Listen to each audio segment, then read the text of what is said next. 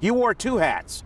You helped out Ace Adams with the lacrosse team, and then you became like the man for the soccer team. You were the Bill Belichick of college soccer, weren't you? It was a great experience for Yeah. sure. University of Virginia is a great school academically, and we were growing athletics then, and then to be able to win national championships in soccer was a wonderful achievement. Anybody could have just walked away after all those national championships, but you just kind of kept going. What was in here that kind of made you go next level? I always felt that I was going to either be a professional athlete or a professional coach, and I was able to achieve both of those things. And to this day, I don't look at this as a job. I can have fun and hang out with the guys in the locker room. I've been very fortunate. I've been doing this for probably 40 plus years, and every experience has been a good one. And you got a string of MLS titles in your wake. So here you are as the San Jose Earthquakes manager.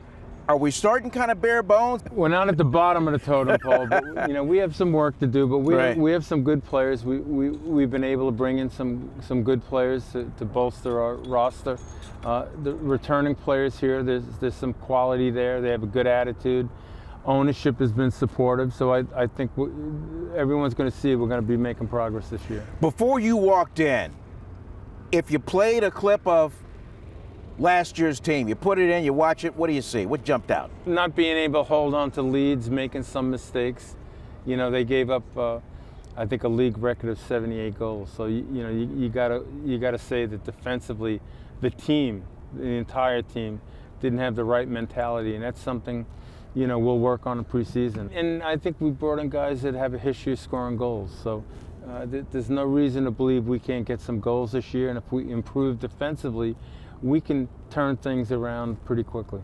Remember when Steph Curry just broke out with all those threes, and then it filtered down, and then coaches got a little frustrated because even at the CYO level, these little third and fourth graders, all they wanted to do was just launch shots instead of just kind of learning defense and passing it, all that kind of stuff. I don't think Charles Barkley likes that, from what I can tell. Yeah. But here in the game of football, soccer, do these kids, everybody want to come out and be Messi?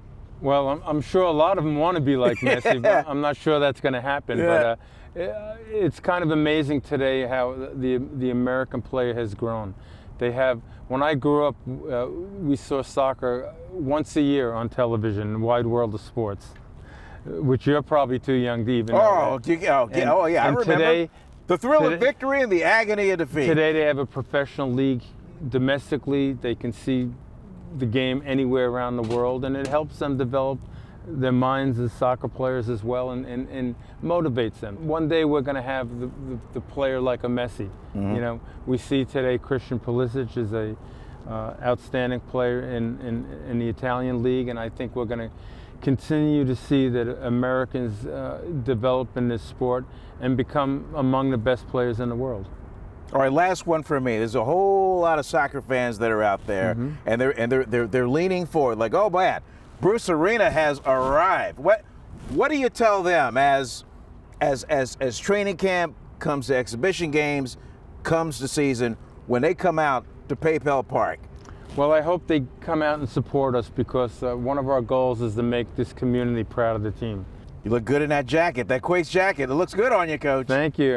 Hopefully I'll be wearing it for a while. Out of sight. You. Appreciate it. Thank you.